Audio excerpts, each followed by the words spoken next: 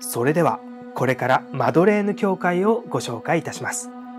教会前の階段を上っていくと見えてくるのがコリント式の大きな柱です。この柱、なんと高さ20メーターもあるんです。一つ一つの柱の大きさ、すごい迫力ですよね。教会の周囲はこの柱で囲まれていて、全部で52本あります。教会全体の幅は43メーター、長さは108メーター、高さは30メーターあります。とても大きな教会です。さあ、階段を上りきりました。それではマドレーヌ教会の内部を見ていきましょう。それでは皆さん、お庭。入り口にある巨大な銅製の扉は建築当時の内務大臣が作らせたものです。ローマのパンテオンの扉に匹敵するようなものということで、このような立派な扉が作られたんです。制作したのはトリケッティ男爵。彼は趣味として彫刻をやっていたのですが、その才能は展示会などで評判になり、この扉を制作することになりました。今では彼の仕事を代表する作品の一つになっています。ただいま一部修復中なのですが、ここにはモーセが神から与えられたとされる10の戒律、モーセの10回が表現されているんです。さあ、一部細部を見ていきましょう。ここにあるのは汝殺すなかれ。旧約聖書の創世記にアベルとカインの人類初めての殺人の話が出てきます。左下には被害者であるアベルが横たわっていて、周りの人々が嘆き悲しんでいます。そして右には加害者であるカインが天使たちによって追放されていますね。その下にあるのが汝姦淫するなかれ。右にいるのがダビデ王、その隣はベツザベという女性です。ある日、ダビデ王は水浴をしている美しい女性ベツザベに恋に落ちました。しかし彼女はすでに結婚していたんです。王の命令で彼女の夫を戦場に送り込み、ダビデ王はベツザベと一緒になりました。彼らの前、小さな台をご覧ください。そこには亡くなった赤ちゃんが見えます。彼らの初めての子供です。左には預言者ナタンが2人の行為を非難し、いかに罪深いのかを説明していますね。さあ、それではこの扉をくぐり、教会内部に入っていきましょう。それでは皆さん、お庭。教会の外観が古代ギリシャの神殿を思わせる一方で、内部は古代ローマの建築物を思わせます。通常フランスの教会は上から見ると十字架の形になっているんですが、ここではまっすぐ伸びる長方形になっています。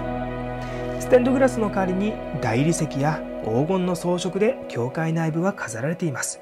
これは初期キリスト教美術の特徴を取り入れているんです。天井はドームの連続になっていて、その頂点の明かり窓からは自然光が入っています。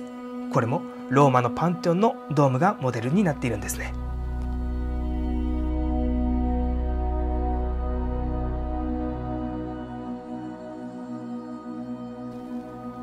祭壇の中央にはマグダラのマリア伝説をテーマにした彫刻が置かれています。晩年のマグダラのマリアは南フランスマルセイユ近郊に流れ着き、サントボームと言われる岩山の洞窟で30年間断食と回春の日々を送ったと言われています。そして日に7回天使が飛来し、天上で歓喜に浸ることが許されたというのです。それでは彫刻をご覧ください。中央では両手を広げ飛翔するマグダラのマリア。彼女を支え持ち上げているのが3人の天使たちですね。さあ、彼女が天に昇っていく。その後一体どうなるのでしょうか。それでは頭上の天井画をご覧ください。3人の天使に支えられ天に昇ったマグダラのマリアが今度はこの天井画に表現されています。彼女の右上にはイエス・キリストがいますね。つまり天上でイエスに会いに行ったということなんです。大きな階段の頂点、中心にはイエス・キリスト、その周辺はイエスの弟子たち、そして彼らを囲むようにしてフランスの歴史を作ってきた王様、聖職者たちが表現されています。例えば一番下、中央はイエスと対応するようになっていて、我々に背中を向けたナポレオンがいます。赤いマントに白点の毛皮の襟、黄金のメダルの首飾りをかけています。その右隣にはナポレオンを戴冠したローマ教皇のピウス7世。それ以外にも教皇、司教、王冠をかぶった歴代の王が並んでいます。フランスの歴史がキリストの神の国で祝福されている表現になっているんですね。彫刻と天井画の間に位置しているのがモザイクによる装飾です。中央には復活したイエス、その左でひざまずくのはマグダラのマリアです。彼女のトレードマーク、アトリビュートであるこういう壺が彼女の前に置かれていますね。その周りは弟子たちが並んでいます。今私たちの目の前に見えているのが教会入り口真上に設置されているパイプオルガンです。19世紀半ばに作られ、48のストップ、4つの鍵盤、4000を超えるパイプによって構成されています。パイプを支える設置台の装飾もギリシャ神殿の柱がモチーフになっていて、教会の建築様式と調和しています。設置台も金で装飾されることによって内部装飾にも溶け込んでいますね。頂点には祝福するイエス、その両端にはラッパを吹く天使たち、そして下の段にもキリスト受難の象徴を持った天使が見えます。このオルガンはミサに使われるだけではなく、しばしばオルガンコンサートにも使われています。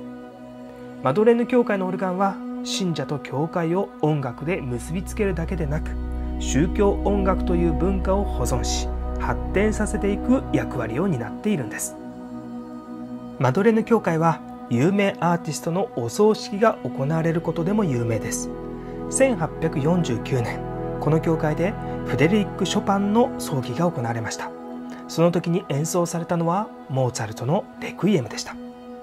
彼以外にもフランスを代表する歌手ダリダ、シャルル・トレネ、そして最近では2017年ジョニー・アリデーの葬儀が行われました。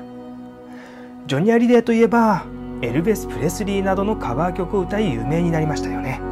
フランスナンバーワンロックシンガーとして圧倒的人気を持った国民的歌手です。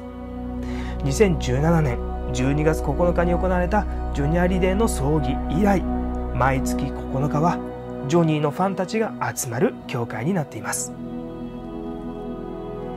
ギリシャ神殿のような外観と古代ローマ様式の内装、マグダラのマリアに捧げられた黄金で装飾された教会、マドレーヌ教会。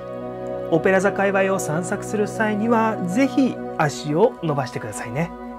それでは今回はオンラインツアーオニバにご参加くださいまして誠にありがとうございました。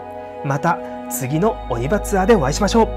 それでは皆さん、アビアント。